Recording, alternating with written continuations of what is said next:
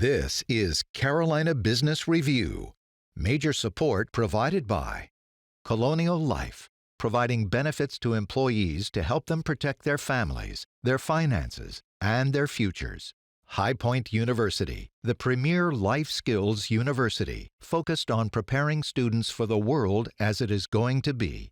Sunoco, a global manufacturer of consumer and industrial packaging products and services, with more than 300 operations in 35 countries.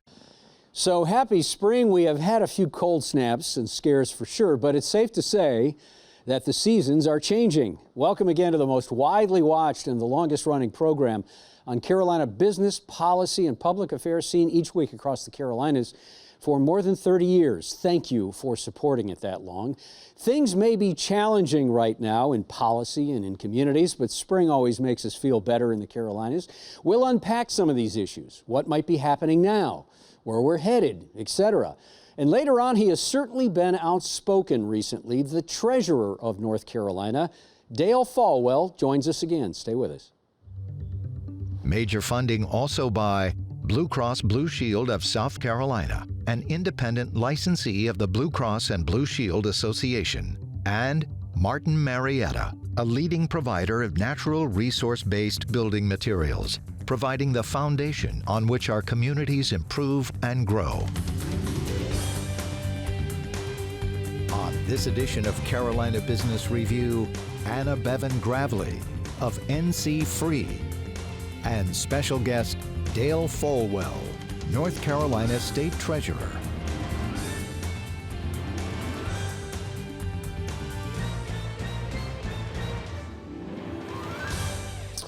Hello, welcome again to our program. Happy spring. It always makes us feel better, right? I agree. I get a little confused with the fake spring that comes before like regular resurgence of winter, Yeah, but other than that, exactly. I'm good. Yeah. Pear trees, cherry trees, when they're blooming, it's in February, it's a good It's so thing. confusing. And then the pollen that we had.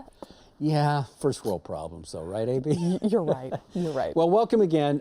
This is a little unique for those of you that may be viewing. Normally we have two panelists on the first end of the show. Dean Fail from the York County Chamber in South Carolina was going to join us, was not able to join us at the very last moment, so thank you for carrying the load and carrying some water. Happy to do so. Yeah. Big news out of North Carolina, not just recently, but certainly in the last few weeks, and that is Medicaid expansion looks like it will be accepted by the General Assembly and will be a law, if you will, in North Carolina. It's been 10 years coming. Anna Beavon, who do you think are the first beneficiaries of these federal dollars that will be now flowing? Yeah, I think the goal behind wanting to really push this through now is to be able to capitalize on as much of, or as many of those federal dollars as the state can. And they're really looking to help those who really need it the most. The single mom who's working 2 jobs and has 2 kids, like that's been a narrative that's been floating around for a while. It's just to try to address the people who are falling through the cracks. Do you think they will be the first beneficiaries? Is that going to show up quickly in that demographic? I certainly hope so. I mean, that's been the whole narrative around why we're pushing it right now. Why now? We've had President Pro Tem Phil Berger, who's been, prior to basically last year, was very against Medicaid expansion, and then all of a sudden he seemed to make this huge flip. And I think it was really just the stories, the anecdotes, the layering of those anecdotes with statistics, and being able to see the people who really do need it are falling through the cracks. Was it hold up in the Senate? Was the Senate the one that was? The Senate was initially so. The long story of Medicaid expansion, it was first both chambers, they were very against it. That was when we had Governor McCrory, and then the Senate continued to hold the line. The House cracked first, and then the Senate was like, let's do it, and then the House was like, wait, hold on. We need to see some major reforms coming from certificate of need and specifically access to health care. And then in this last round of discussion on Medicaid expansion, you've seen the House and the Senate come together on the access to health care piece. You know, and we're going to have a chance to unpack this more with the treasurer who's going to join us and clearly is staked out some opinion and some leadership around healthcare in North Carolina coming out of the Treasurer's office. Yeah, definitely. But I want to ask you one more question around the Medicaid expansion. Do you think that as North Carolina moves forward and accepts these dollars and it starts to move in the system, do you think this emboldens the Palmetto State, who has also been holding, giving the Heisman to the same program? Do you think this becomes now a reality in South Carolina? I think North Carolina is a domino state in a lot of policy areas, but specifically Medicaid expansion. I think we were one of 13 that held out, and now there are 11 or 12 left that haven't expanded Medicaid, and so I think we're going to see those fall pretty quickly. Because you think of North Carolina's lead? Definitely. Okay. Yeah. All right, let's switch to what is now being called workforce housing. It had been called affordable housing for a long time, but you could argue that workforce housing is by definition become a much larger demographic cohort of people because of the cost of lending, because of the cost of course, property. So in North Carolina's General Assembly, specifically around policy, but also the folks that you talk to across the region and the state, Anna Beavon, what is the dialogue around workforce housing? Are there ideas where it will be expanded, that there are ideas to create more places for workers to live and own? Yeah, that is a really complicated topic. It's no surprise here, but it's not an issue that lives in a vacuum. So there's so many things that impact it. So when you talk about affordable housing or workforce housing, I think changing the rhetoric around that is really helpful. You're talking about transportation. Can people come into an area where they're working because housing is a little bit less expensive further away? So how do we ease the burden on transportation? How do we build houses at a lower cost?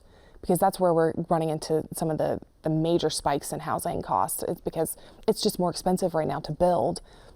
And then you have a market, I know the Raleigh area market is continuing to stay high and hold its value. And then you just have the pure number of 19% of millennials own homes. And they're getting older in their mid-40s now, and they're still finding it hard to buy houses, and they're not in starter jobs. And so tackling this problem is going to be not just one silver bullet, it's going to be a lot of small ticks in a lot of different areas around. So you're going to hopefully be able to chop down the tree with some tiny hammer hits. Yeah, but maybe not. So would you say for workforce housing, this is obviously going to persist, but do you think we're headed toward a watershed event or a tipping point that will create some, emergency situation where we have to take action? Oh, I absolutely think we are. I think that's where we are with a lot of these issues that have been pushed off, whether it's, and I just mentioned transportation, whether it's transportation, the Highway Trust Fund, these issues that are not easy to explain in cocktail conversation are really coming to the forefront, and our leaders in the General Assembly are having to look to the business community and industry leaders to figure out how best to solve it, to include as many people and stakeholders in the process. So somebody, and this is the last thing we'll bring the treasurer on, but somebody said a casual conversation to me recently from DOT, actually, from statewide DOT, said, we're couching the idea wrong about workforce housing. It is a transportation issue. And they made it sound like we fix that, we fix it all. Would you agree it's that simple? Unfortunately not. I think that is probably the biggest bucket that you could put workforce housing into, outside of housing itself. But again, no issue exists in a vacuum, especially when you're looking for a long-term solution that can stand to help as many people as possible. Okay. Yeah, not surprising. Thank you. Stay with us. We'll bring our guest on in just a moment. Coming up on our program, a couple of things, at least worth noting. Colonial Life CEO Tim Arnold comes back and joins us from the Palmetto State. Not just plugged-in CEO and plugged-in company, but we'll talk about insurance and how that factors into lifestyles. And then Whit Tuttle from tourism in North Carolina, as well as Dwayne Parrish from tourism in South Carolina, two biggest industries in the states. These are leaders, and we will find out what tourism looks like for the summer of 2023 and beyond. The treasurer of any given state is thought to be the chief financial officer, or if you want to call, the lead banker for a particular state. In North Carolina, the current state treasurer has been outspoken about one industry in particular, and it's not about banking. it is health care. Joining us now is North Carolina's treasurer, the Honorable Dale Folwell. Your Honor, welcome back to the program. Well, thank you for having me, and thank your sponsors for giving us an opportunity just to inform people, not just affirm about how they feel about important topics. So you have carved out a couple of big things, Your Honor, and that is certainly health care. You've talked about, and even, and I'll use this term, demonized CEO pay. You've talked about the hospital cartels. And then you've also talked about, and I'm going to use your term, weaponizing medical debt. Why are you putting such a big flag in the ground around health care? Why are you going after them? Well, the reason is not emotional or political, but it's mathematical. When I was sworn in as the keeper of the public purse, I inherited a $34 billion unfunded health care liability. And a few years ago, Pew Research put that liability right behind the state of Illinois, same Illinois that your viewers hear about all the time. So, and this is also about our public servants, those that teach, protect, and serve. Our family premium is such that we have beginning teachers and beginning troopers who are having to make a decision between mortgage and family premium, food, family premium, energy, family premium, living their life. So not only do we have a massive unfunded health care liability, our family premiums are too high, which is preventing access to health care for those public servants who teach, protect, and serve. And we need those young, healthy families on the state health plan to offset people my age. Do you, and I'm not going to ask this the right way, but I think you've been around long enough to where you'll know what the core of the question is. Does it need to be litigated in the court of public opinion? Do you have back dialogues? Can you speak to CEOs? Do you talk to insurers? And what are those dialogues like? Well, I refer to it as a cartel because I used to stutter more than I do now when I started taking classes at Winston-Salem State and UNCG. And my professor said, go to the dictionary when you can't find the right word. You know, cartel is defined in the dictionary as an association which is formed to restrict competition or raise prices. That's exactly what is happening with healthcare in North Carolina. This cartel controls the supply of their product through this thing called certificate of need. It doesn't matter if you say K-Ractor in the East or character in the West. The first three letters of those three words are pronounced con. It is a con on the people of the state. And the cartel who controls the health care also controls the supply of health care. They control the quality, the access, the price, and now they will break your kneecaps and weaponize your credit score if you don't pay your bill. And we had a medical debt forum, de-weaponization forum yesterday with Commissioner Pat Cotham, in Mecklenburg County, Charlotte. Representative Dr. Reverend Wood from the First Baptist Church of Charlotte, and all the testimony about how medical debt is destroying people's joy of achievement and stunting their upward mobility.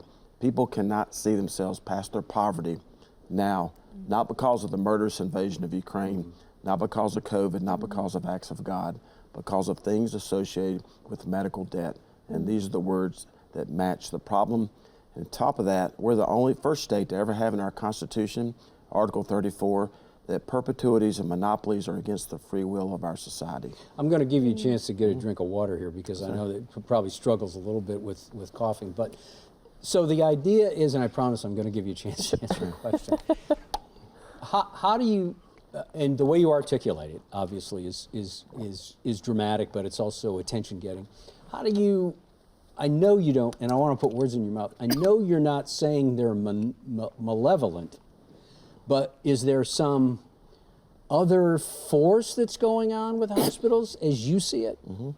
Well, one of my former neighbors in Winston-Salem was Maya Angelou, and she said many profound things, but one of them is that once a person shows you who they are the first time, you should believe them. And the McClatchy Charlotte News and Observer put a piece out 11 years ago, Prognosis Prophets. What has happened is that we've seen the consolidation of healthcare in the hands of fewer and fewer of these multi-billion-dollar corporations who disguise themselves as nonprofit, run by these multi-million-dollar CEOs. And what I'm trying to say is these CEOs are making the decision about not abiding by the president's order about what things cost. They are making the decision about not offering a level of charity care equal to the billions of dollars of tax benefit they get on the state and local level. And they're also making the decision to put liens on people's houses and weaponize their credit score. We're just after 4 easy things. To quit giving the finger to the president, the current and the previous president of the United States on their executive order to get rid of secret contracts. Offer this level of charity care equal to the tax benefit. Stop weaponizing people's credit scores. And have the courage, if you make millions of dollars at a nonprofit, to tell people what you make. That's it. Anna Beavon, question? Yeah. So right now we're dealing with a lot of bank volatility with the Silicon Valley Bank. And so I'm just wondering, is it better to have, well, one, was there any exposure or liability with North Carolina's, all of our state pension money? Sure. And then second, what would be better to utilize, a state chartered bank or a federal chartered bank in this season? Well, I'm going to advocate for people to be a state chartered bank since I chair the State Banking Commission. And the Commissioner Boskin and former Commissioner Grace would agree with me. Yeah.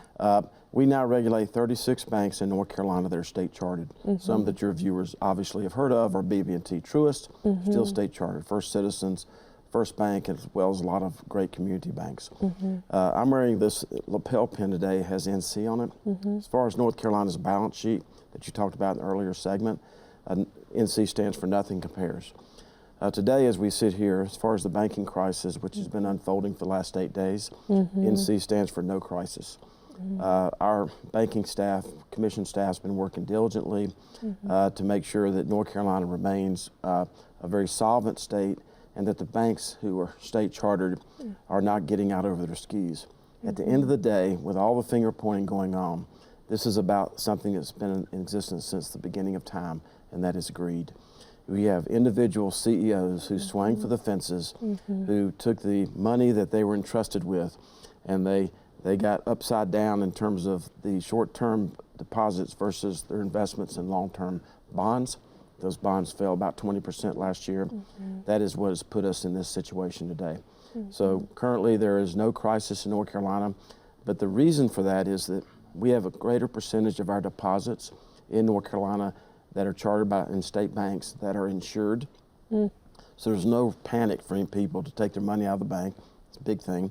Yeah. And secondly, our deposit base is much more diversified than some of these banks that your viewers have been hearing about. Treasurer Folwell, not to put words in your mouth, but is this really a banking crisis? For not just in North Carolina, but sure, we have some, and I'm not diminishing the fact that what happened to these banks, SVB, Signature Bank, First Republic, it's not good, but is it really a systemic banking crisis?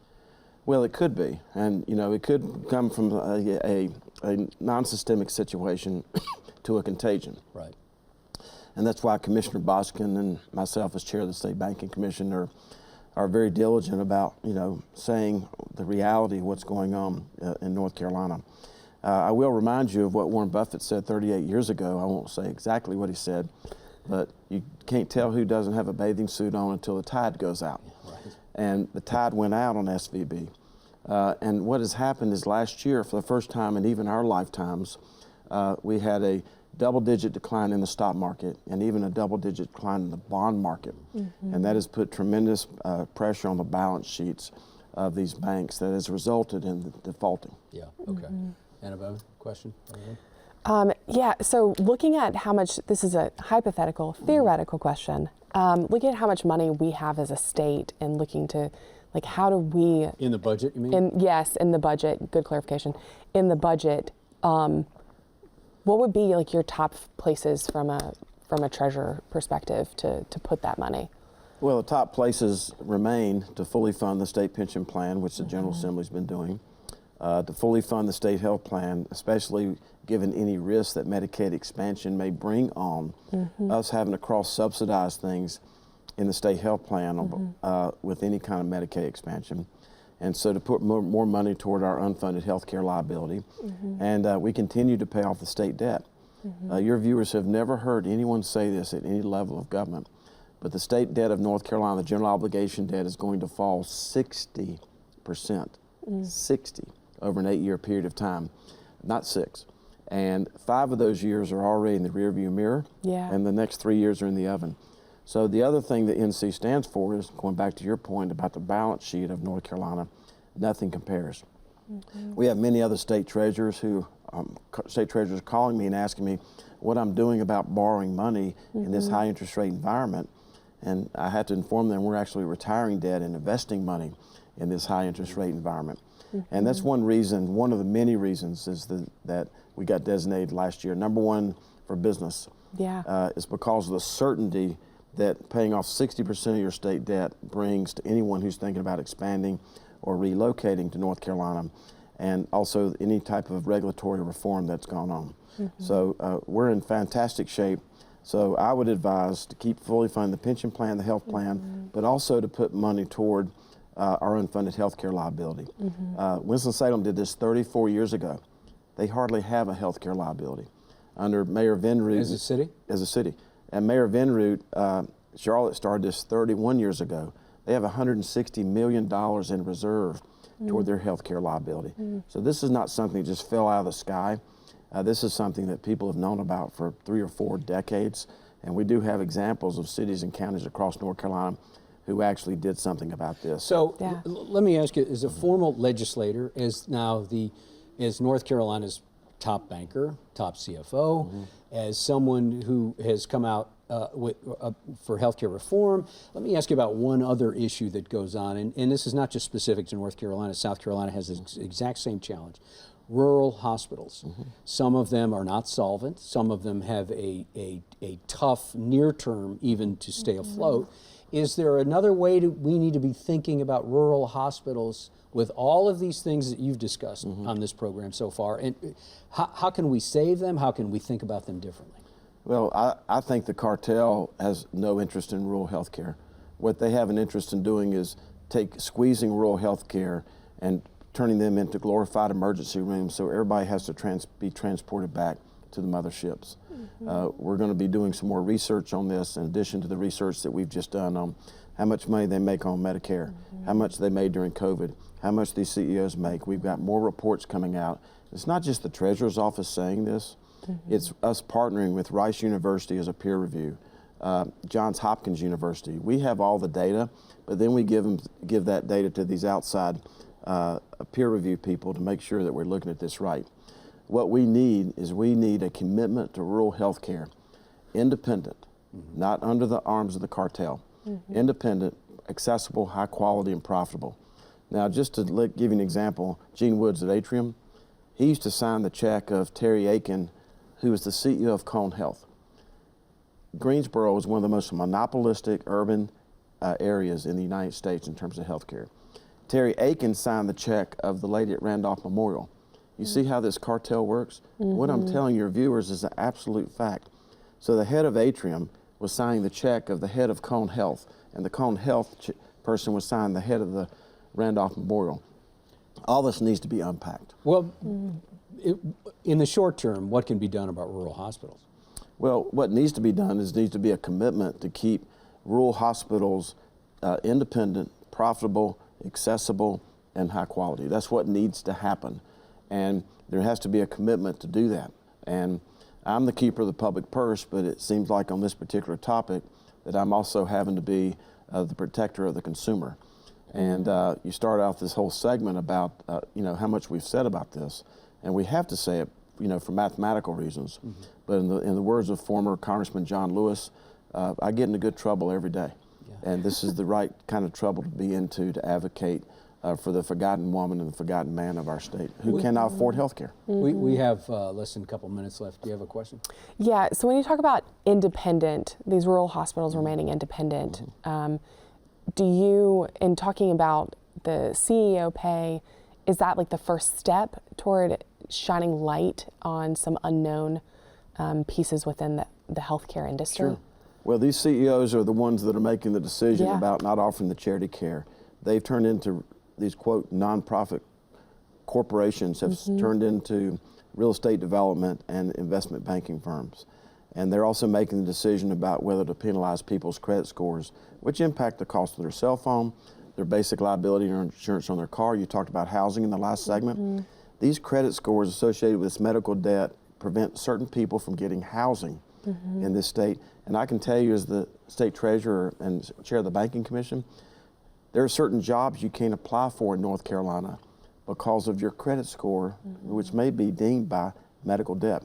So these CEOs are responsible for everything that's going on in this particular case. And what we want is we want them to go back to putting patients over profits, instead of what News Observer and Charlotte Observer talked about 11 years ago, prognosis profits. Put patients over profits, put employees over profits. That will increase the quality, that will increase the access, and that will lower the cost of healthcare. That's the final word. Thank you, sir, for coming.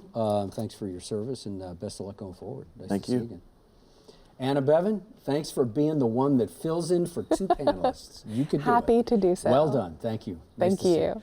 Thanks for joining us. Until next week, I'm Chris William. We certainly hope your spring and your weekend are good. Good night. Gratefully acknowledging support by Martin Marietta, Blue Cross Blue Shield of South Carolina, Sunoco,